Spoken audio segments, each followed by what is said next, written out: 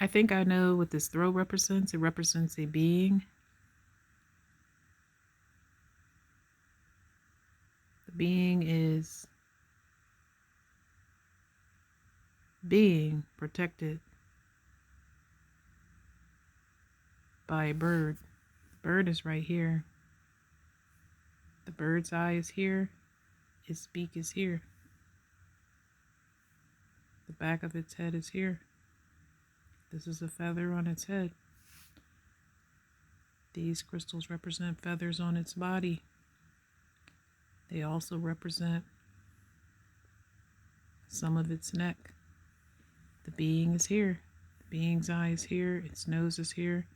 Its lips are here. And so, yeah.